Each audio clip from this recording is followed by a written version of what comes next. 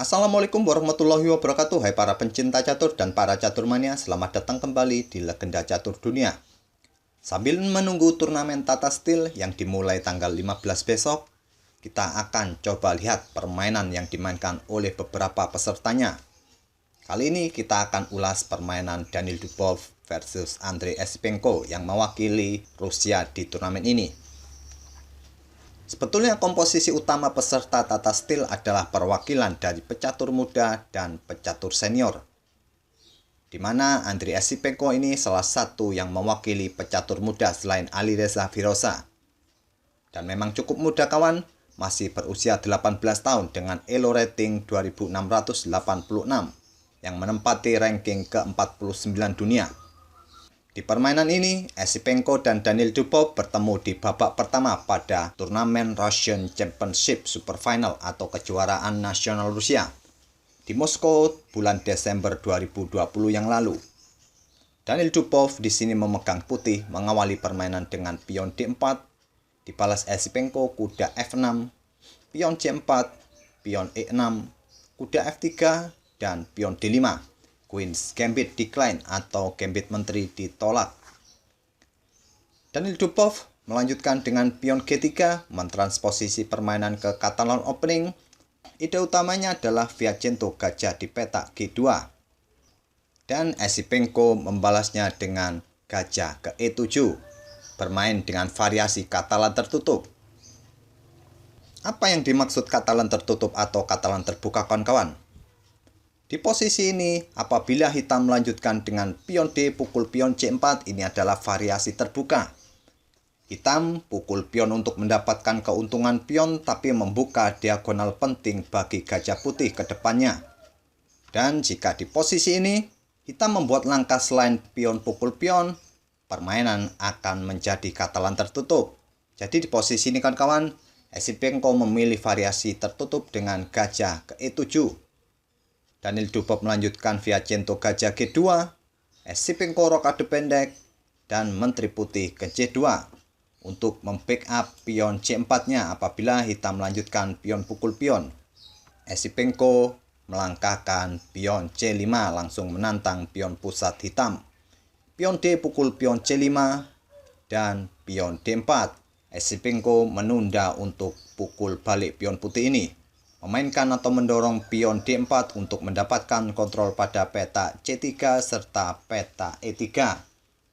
Langkah ini menghalangi kuda putih untuk berkembang ke peta C3. Di sini Daniil Dubov merespon dengan pion B4 melindungi pion C5-nya. Pion A5 balas Esipenko, pion B5 lanjut Daniil Dubov, dan gajah pukul pion C5. Dubov melanjutkan pengembangan kuda D2, kuda hitam D7, dan kuda lompat kembali ke B3, mengancam gajah serta pion. Esipenko langsung merespon dengan gajah ke B4 skak. Patut dipertimbangkan di posisi ini kawan-kawan, hitam bisa mencoba variasi pion E5 untuk memperkuat pion D4-nya. Apabila Dubov atau putih melanjutkan kuda pukul gajah, kuda pukul kuda, dan kuda putih melanjutkan pukul pion E5, hitam bisa menggeser betengnya ke E8 mengancam kuda dan menempatkan posisi betengnya pada lajur pusat. Walau komposisi masih cukup berimbang, tapi dengan menempatkan beteng di lajur pusat sejak awal tentu akan memberikan sedikit keuntungan bagi hitam. Tapi Esipenko lebih memilih gajah langsung ke B4 skak, ditutup dengan gajah putih D2, gajah pukul gajah skak dipukul balik oleh kuda F.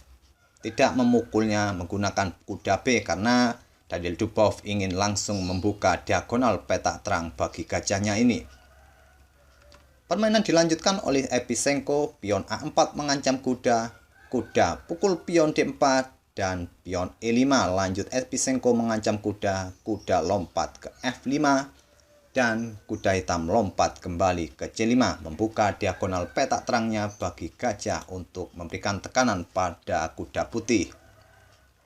Daniil Dubov tidak ingin menukarkan kuda dengan gajah petak terang hitam, melangkahkan kudanya ke E3.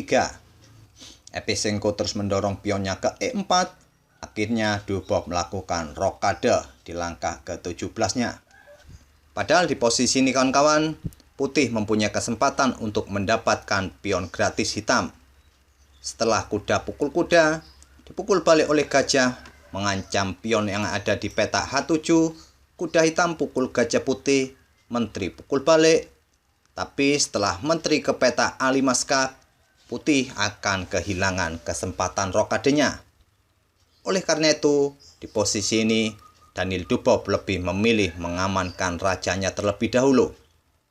Tapi kesempatan pukul pion hitam akan hilang karena hitam akan melangkahkan menteri ke D4 melindungi pionnya. Dubov melanjutkan kuda ke D5, menawarkan pertukaran kuda. Tawaran diterima, kuda pukul kuda, pion pukul balik, dan pion E3 lanjut Esipenko. Ini adalah langkah terbaik kawan-kawan bagi hitam di posisi ini. Apabila hitam melanjutkan pukul pion gratis ini, maka hitam akan kehilangan kesempatan atau temponya untuk mendorong pion maju ke E3. Karena posisi menteri hitam ini dalam posisi kena pin gajah putih. Jadi di posisi ini, Esipenko langsung mendorong pionnya ke E3.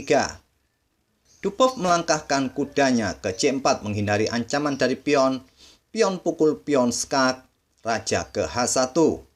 Jika beteng pukul pion, maka hitam akan mendapatkan beteng di peta A1. Daniil Dubov hanya menggeser rajanya ke peta H1 dari skak pion hitam. Dan Esipenko melanjutkan pengembangan gajah ke D7 mengincar pion B5. Dubov tidak menghiraukan pionnya kawan-kawan, menggeser beteng ke D1 mengancam menteri ke F6 dan pion D5. Mempersilahkan gajah pukul pion. Apabila gajah pukul pion, kuda putih akan lompat ke A3, memberikan dua serangan sekaligus bagi dua perwira hitam ini. Tapi sayangnya Esipenko tidak tertarik untuk pukul pion gratis ini. Dia menggeser beteng A ke E8. Dubov melanjutkan langkah kuda ke B6, membuka ancaman bagi kuda hitam, sekaligus kuda mengancam gajah. Diantisipasi oleh Esipenko memainkan beteng naik ke E5 melindungi kudanya. Tapi backup seperti ini tidak dihiraukan oleh Daniil Dubov, memberikan langkah kejutan bagi Esipenko dengan menteri pukul kuda. Kalau kita menganalisanya menggunakan engine kawan-kawan, langkah menteri pukul kuda ini adalah langkah yang kurang akurat dari Daniil Dubov.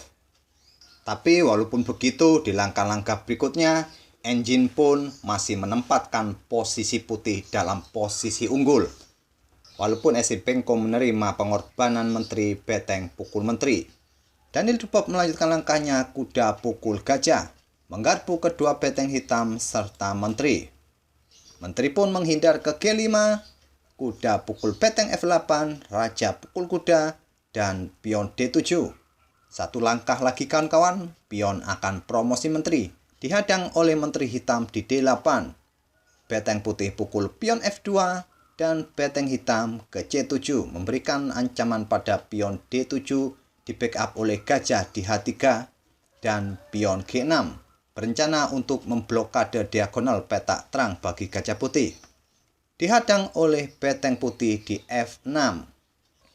Daniil Dubov mengorbankan betengnya agar pion bisa promosi menteri. Tapi pengorbanan ditolak oleh Esipenko, menggeser rajanya ke G8. Mungkin menggeser raja ke G7 bisa jadi pilihan yang tepat bagi raja hitam. Tapi Esipenko lebih memilih menggeser rajanya ke G8. Dubov menggeser betengnya ke D6. Beteng hitam ke C2 mengincar dua pion putih, dihadang oleh beteng putih di D2, beteng hitam kembali ke C7, dan beteng putih naik ke D3. Esipenko memblokade diagonal petak terang gajah putih, pion B6 mengancam beteng, dan beteng kembali ke C2. Tapi Daniil Dubov tidak menghiraukan kedua pionnya, menggeser betengnya ke E3. Disinilah kawan-kawan, di langkah ke-36 ini Esipenko tidak melanjutkan langkahnya, memilih untuk resign, menyerah di langkah ke-36. Ancamannya jelas kawan-kawan, dari beteng putih ini akan melakukan skak terhadap raja dan menggarpu menteri. Nanti ujung-ujungnya hitam akan kalah 1 gajah terhadap putih. Mungkin kelanjutan permainan akan menjadi seperti ini. Raja hitam mungkin akan ke F8.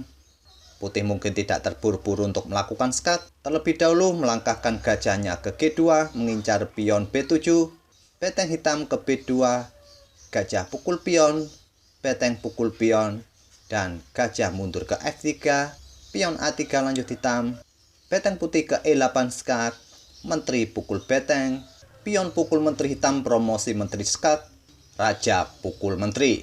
Saya rasa sampai sini sudah tidak perlu dilanjutkan lagi kawan-kawan, hitam kalah 1 perwira. Sungguh terlalu bila kawan-kawan meminta saya untuk melanjutkan permainan hingga usai. Kata orang Jawa, kebacut tenan bila permainan dilanjutkan hingga selesai. Dan itulah kawan-kawan permainan kedua pemain asal Rusia ini, dari Dubov dan Andrei Evchenko, di kejuaraan nasional Rusia tahun 2020 yang lalu. Semoga permainan tadi bisa menghibur kawan-kawan semua. Sampai bertemu di video-video berikutnya. Wassalamualaikum warahmatullahi wabarakatuh.